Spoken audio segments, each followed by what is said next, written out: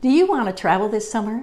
And you maybe want to see your family or go to a wedding or even a family reunion, but you can't because you're worried about your loved ones. Maybe you're struggling with if they should come with you, or maybe you think you'll worry if you leave them behind. What if something happens? Well, I'm going to show you 3 easy steps and 8 questions you can ask yourself so your decisions become absolutely correct. Hi there.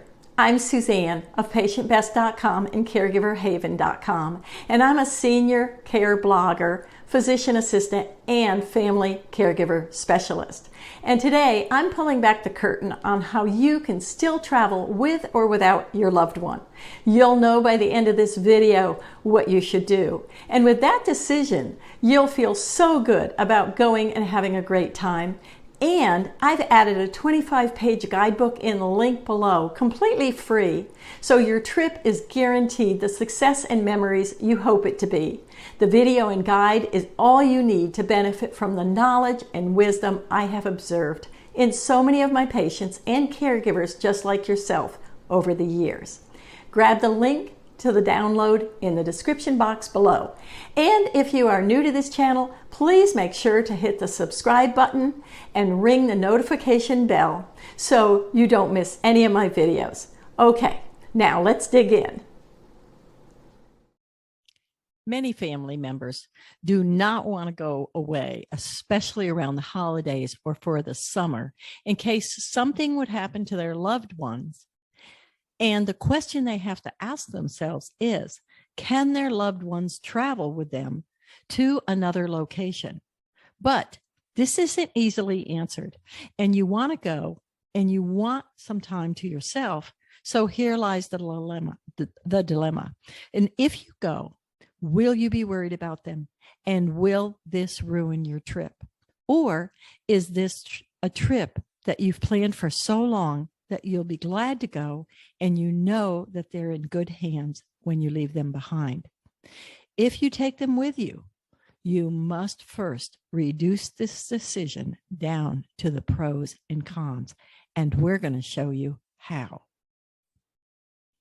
So in today's agenda, we're going to find the right answers so you know that when you travel, whether it's with them or without them, you have made the right decision, that you are going to have a phenomenal time. And this is going to build memories like you've never realized. And you're going to think back on these days and look at some of the great memories. So let's look at the 8 questions that you want to address, and be sure you have these answers, not maybe, and not, well, maybe I could do this, but a definitive yes and no answer is what you need. This is going to decide for you ahead of time what your plans are going to be with or without them. And the best way to do this is planning ahead, because your vacation has got to be something you want to enjoy. Living with dementia does not mean that this person cannot travel or live a life seeing family or friends. You want to keep them social, but at the same time, you have to keep them safe. On the other hand, you want your friends and family to see them and visit with them, so they too will have the memories for years to come. But it does require the planning and asking yourself if this person is capable of traveling. This is going to require a little homework. So let's get started next. Let's make a list of all the tasks that are required of you throughout the day. And I'm talking about everything from getting a snack for them to helping them wherever they are. Are you afraid that they cannot walk? When will they need a walker or a wheelchair? They can still travel with you with whatever equipment they need.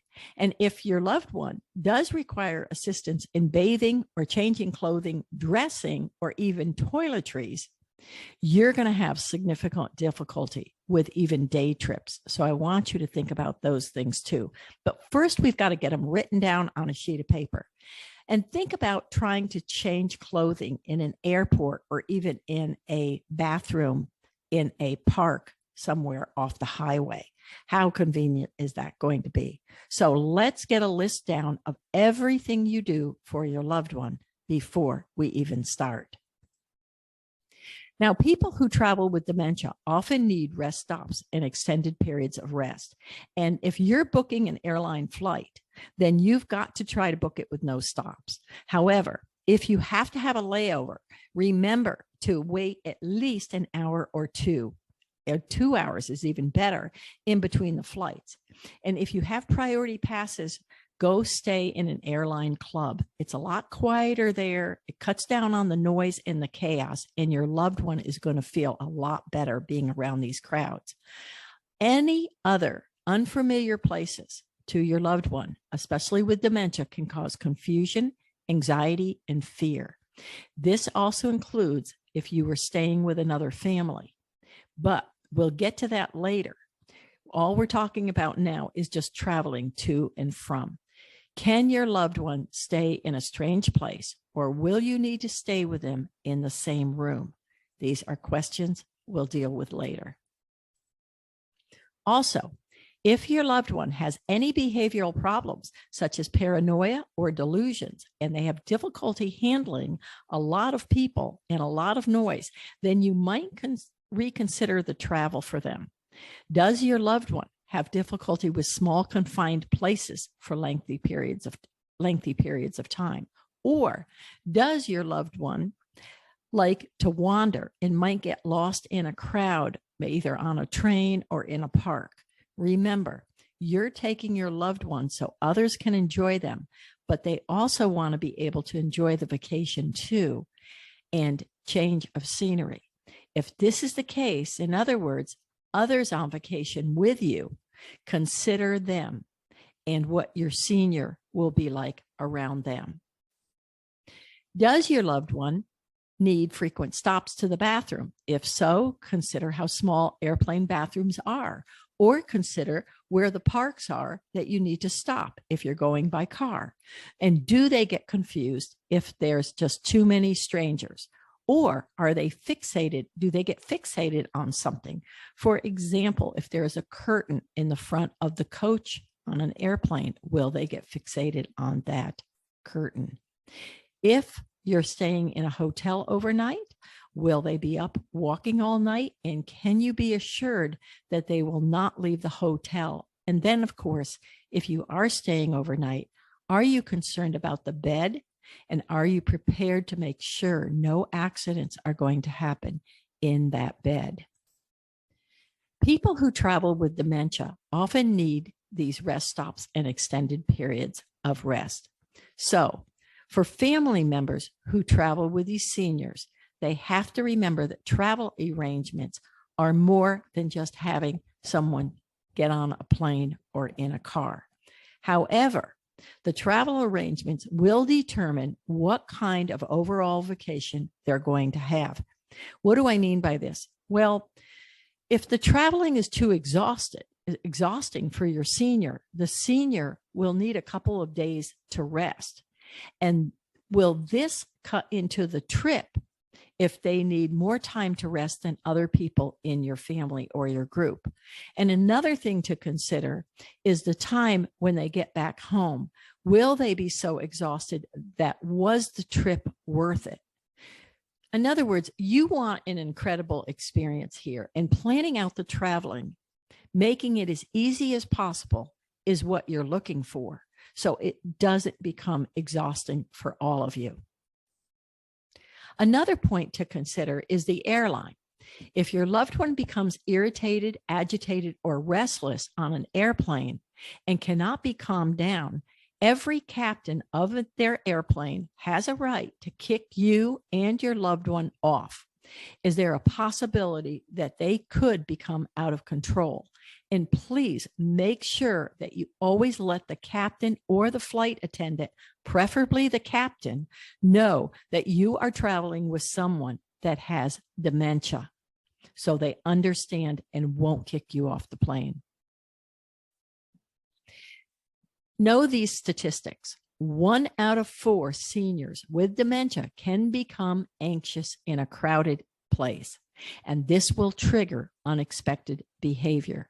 If you're worried about this, it's a great idea to take your loved ones out for a day trip to a crowded place before the vacation even starts. In other words, try a shopping center or a loud restaurant and see how they handle this for several hours. It might be even better to go to a crowded place several days in a row before your planned travel. This will give you an idea of how well they can handle your plans and how much rest they're going to need when you get to your destination. And if you're traveling by car, how long is the trip and where are the rest stops? When will you start and arrive at your destination? Is it the best time of the day for them to travel? Or would it be better if they slept all the way through, maybe traveling at night? Go back to your daily task list and look at all the things you do. And most of your tasks, when are they being done? During the morning, the afternoon, or the evening? When is it best to travel? You do not want to be driving and then needing to stop every minute to help them with something. Think about that. After the trip, your loved one is going to be extremely fatigued. So you have to take this into consideration now. How long is the return trip? After all, you want to get home and you want to know that you enjoyed the whole trip. But remember, after you return home and everybody's rested, it's going to take them several days and you to get back to normal. You and your senior can talk about the trip and how enjoyable it was. But one more thing to remember is that these trips and vacations, when we return home, take a toll on us. And it takes several days to settle back into our routines.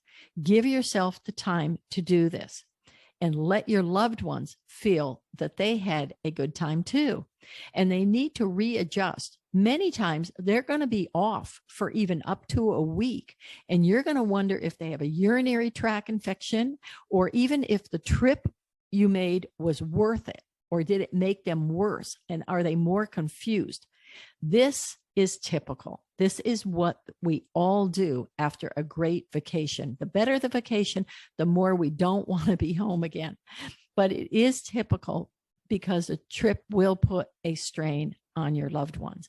And when they return, they will get back to normal. Just give them a week and keep an eye out on them. It's really common in our schedules. You know, it's also common with children. When children return from a great trip with their parents, they often act out.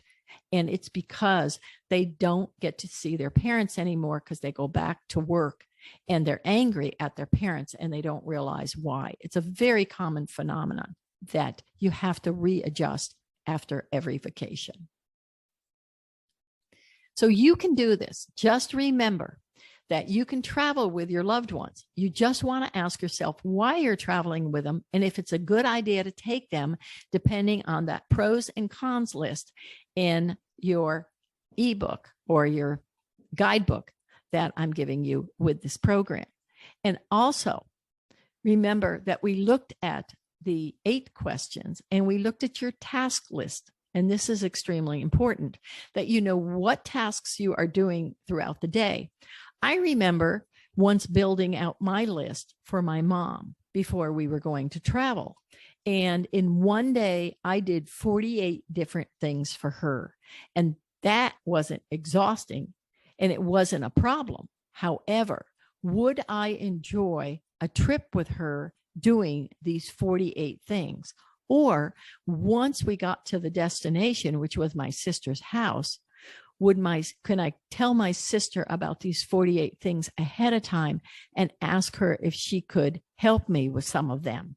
And she was more than happy to do that. So I let her know what was coming and what I was hoping she could do. And then we also covered those 8 questions I mentioned, and you definitely want to ask yourself and make sure that these are the answers you're looking for that will lead you toward an enjoyable trip.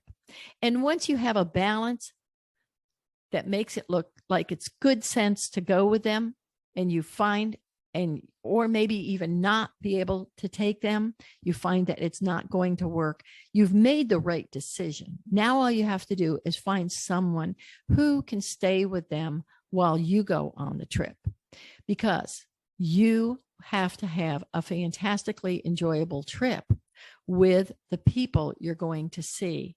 And you might need this time to spend with them. You cannot worry about your loved one at home. So find the right person for them, or many people, to take care of them while you're away. You can achieve this perfectly, and your expectations will be met when you have your task list, you've done your questions, they're all answered, and you have the pros and cons decided. So with that, we'll return back to my next video. So let me know if you found these tips helpful. And if you have any questions, just let me know in the comments below. And this video is brought to you by my very own Traveling with Dementia guide that will help you have a totally perfect experience traveling with or without your loved one. And you're going to come home refreshed, with incredible, exciting memories, and a chance to know that you could do it all over again. So click below and get the free 25-page guide, chock full of so much more material on how to plan out the rest of your trip. And don't forget to give a thumbs up, subscribe if new, ring the bell to let you know when new material has arrived. Okay, take care, and as always, stay safe. Bye-bye.